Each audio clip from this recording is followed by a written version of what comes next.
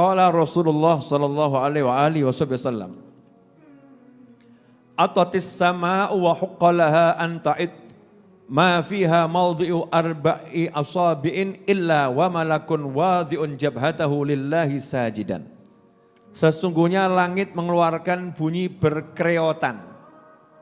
Bapak Ibu pemirsa dimanapun Anda berada, tahu bunyi berkreotan. Jadi susah bahasa Indonesianya, atatis sama itu diterjemahkan susah. Berkreotan itu kalau sesuatu yang saking berat ya, lantai yang berat terbuat dari kayu atau dari gedek anyaman bambu, kemudian diinjak orang banyak. Itu kalau diinjak suaranya apa? Kreot gitu ya. Nah kreotnya ini karena apa? Karena menahan beban yang luar biasa. Karena banyaknya orang yang di atasnya. Kata Allah Subhanahu wa ta'ala lewat lisan Nabi Muhammad SAW. Kenapa saya katakan katanya Allah Ta'ala?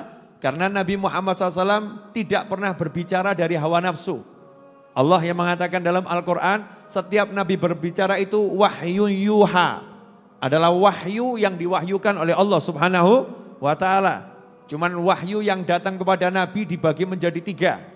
Yang pertama wahyu namanya Al-Quran kalamullah murni. Kemudian wahyu yang namanya hadits qudsi.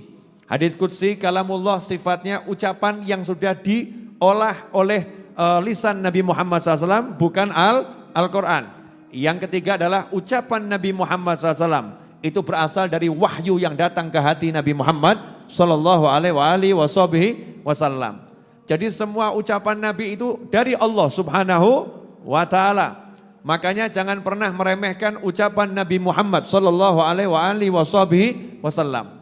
Rasulullah SAW bersabda, sesungguhnya langit berkreotan dan langit layak berkreotan. Langit layak berkreotan. Kenapa? Karena ia mengeluarkan bunyi karena tidaklah di langit ada tempat seluas 4 jari, melainkan di sana ada malaikat yang meletakkan dahinya sujud kepada Allah. Ini jarak kan kurang lebih 1 meter, kurang lebih, betul ya? Kalau sebelum pandemi itu kan rapat ya, rapat. Sehingga hampir nggak ada tempat yang kosong. Setiap ada tempat itu diisi manusia, betul begitu?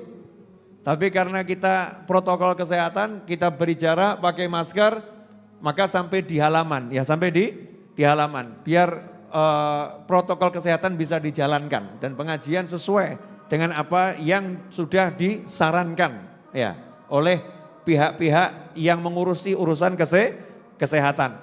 Nah di langit nggak ada protokol kesehatan. Gak kenal malaikat sama COVID. Ada malaikat karena ada COVID tolong jaga jarak. Tidak ada. Di langit itu malaikat kalau ada luas langit seluas 4 jari itu segini loh. Seluas 4 jari di situ ada malaikat. Jadi malaikat yang dempis. Sujud. Nah ini ada anak baru belajar hadis kemudian iseng lawan kiai. Kiai, guru, ustadz, syekh, habib, hadisnya enggak masuk akal. Coba tiru. Hadisnya enggak masuk akal. Kenapa enggak masuk akal? Loh, malaikat itu badannya gede-gede. Malaikat badannya besar-besar. Masa 4 jari cukup buat sujud malaikat? Enggak mungkin. Enggak masuk akal. Ini hadisnya enggak benar nih. Hadisnya enggak benar. Ini orang yang pakai akal.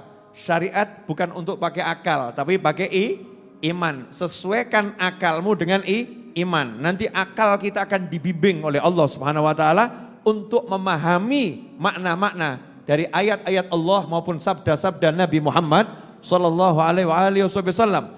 Ulama pun menjelaskan kenapa tempat seluas 4 jari bisa disujuti. Karena malaikat bukan manusia. Manusia dari daging, dari tulang.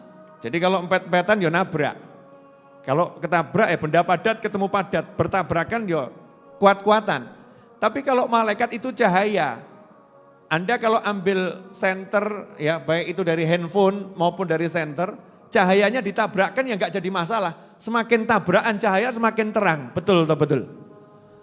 Semakin tabrakan cahaya semakin terang. Jadi malaikat itu saking banyaknya, malaikat yang gede-gede itu tersisa tempat hanya 4 jari.